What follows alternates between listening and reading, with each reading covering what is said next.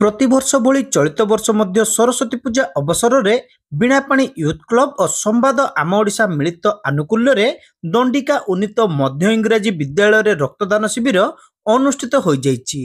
एही रक्तदान शिविर रे 21 यूनिट रक्त संगृहित होइतिला। बीणापाणी यूथ क्लब रो सभापति घनश्याम नायक, संपादक सिद्धार्थ शंकर नायक, सदस्य हितिक नायक, हेमंत नायक, विक्रम प्रधान, तपन कुमार नायक, उमाकांत नायक, श्रीधर प्रधान, लेलिन गोपाल प्रधान, रवींद्र पात्रଙ୍କ समेत समस्त सदस्य कार्यक्रम परिचालन रे सहयोग करथिले। एही रक्तदान शिविर रे संवाद प्रतिनिधि मनीष राय मंगिया, आम ओडिशार संयोजक लक्ष्मीधर बारिक जोगदे रक्तदाता को उत्साहित करथिले। रक्तर अभाव केही नमरु एही वार्ता नै बीणापाणी यूथ क्लब पक्षरु रक्तदान शिविर आयोजन करा जायतिला।